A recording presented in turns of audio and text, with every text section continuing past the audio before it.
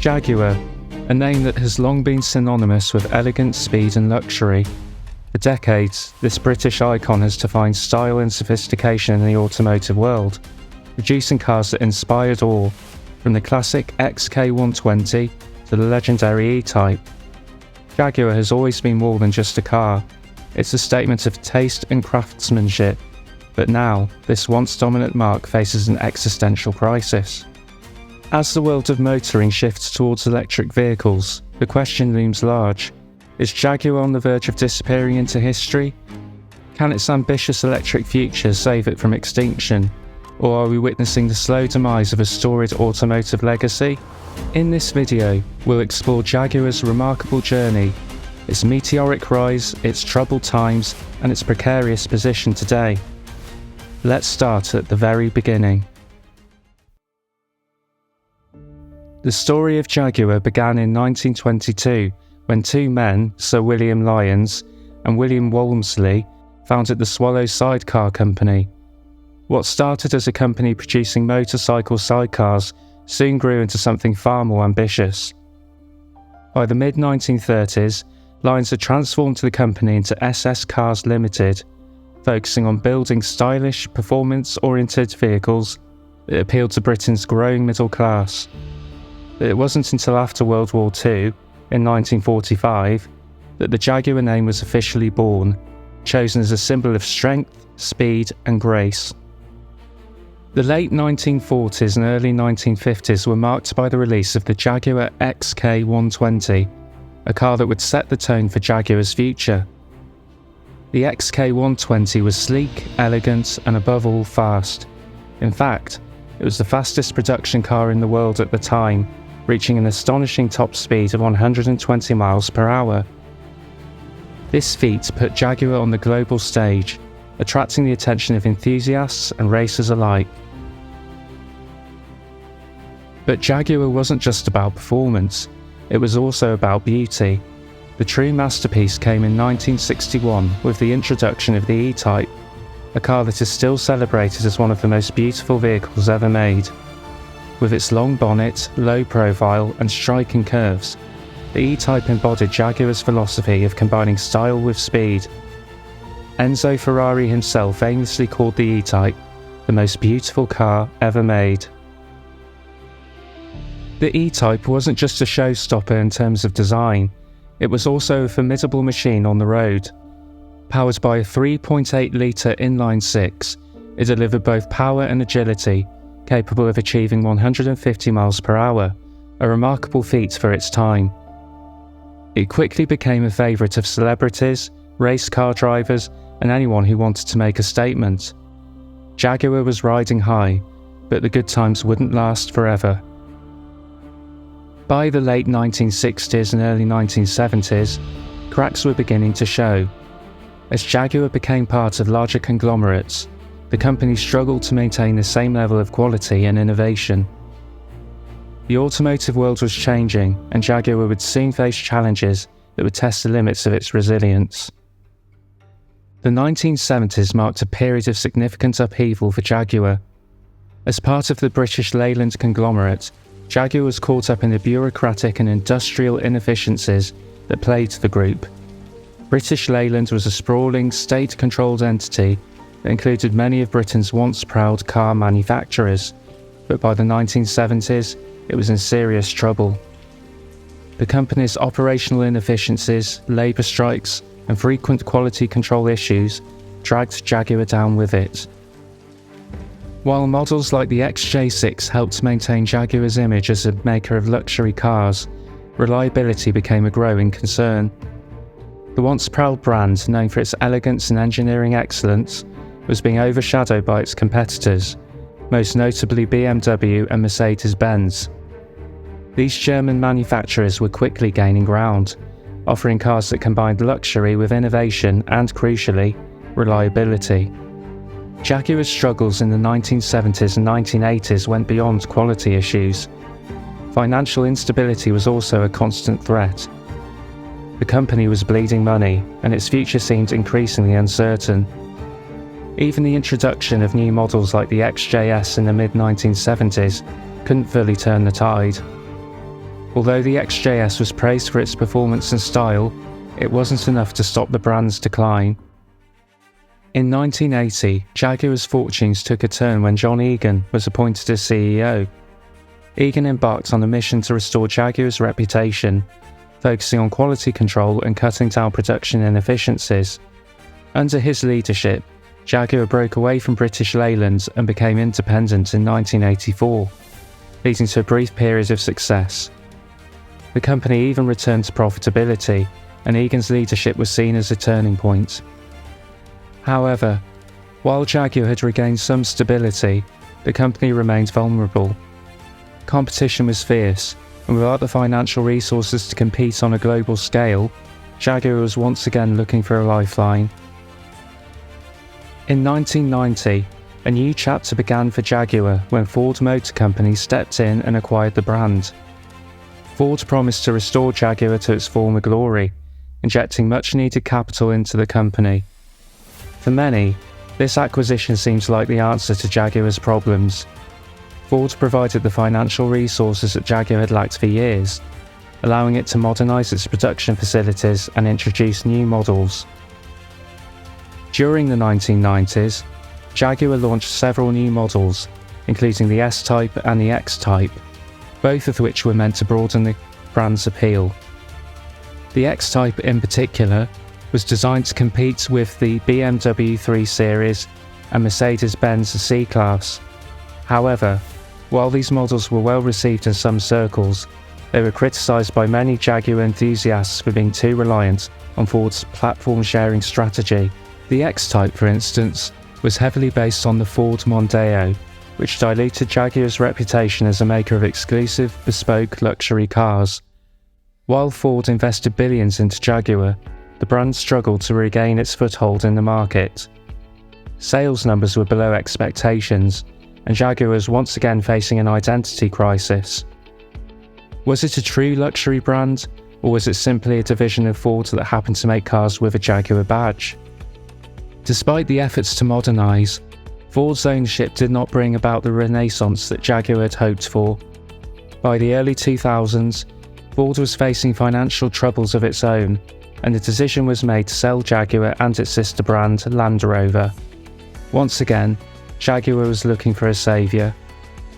In 2008, the Indian automotive giant Tata Motors acquired both Jaguar and Land Rover from Ford, marking the start of a new era. At first, there was widespread scepticism about whether Tata could handle these iconic British brands. Tata, after all, was primarily known for producing affordable cars in India, and it had little experience in the luxury car market.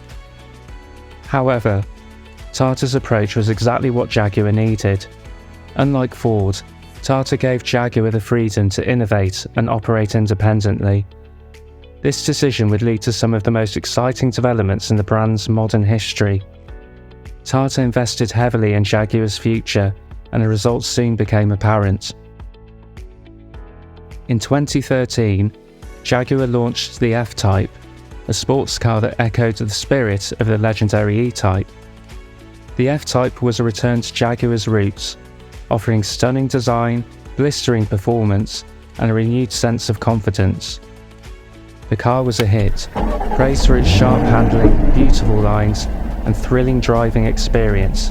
Jaguar was back. But the real game changer came in 2016 with the launch of the F-Pace, Jaguar's first ever SUV. In an era when crossovers and SUVs were dominating global markets, Jaguar needed to adapt, and the F-Pace was the perfect response. The car became an instant success, outselling every other Jaguar model and becoming the brand's best seller. By 2023, the F-Pace accounted for over 55% of Jaguar's total sales. Tata's ownership had given Jaguar a new lease of life, but even as the brand celebrated its successes, the automotive landscape was shifting once again. The rise of electric vehicles was changing the game. Legislation and regulation meant Jaguar would soon need to face its biggest challenge yet. By the time Thierry Bolloré took over as CEO in 2020, the automotive landscape had shifted dramatically. Electric vehicles were starting to look less like a niche segment and more like the future. Brands like Tesla had redefined what modern transportation looked like, and legacy automakers like BMW, Mercedes-Benz and Audi were rapidly expanding their electric vehicle lineups too. Jaguar needed to act quickly if it wanted to survive. Its legacy range would not meet legislative requirements. Bolloré's answer was Reimagine strategy. The goal was nothing short of revolutionary. Jaguar would become an all-electric brand by 2025, positioning itself as a leader in the EV market and distancing itself from its past.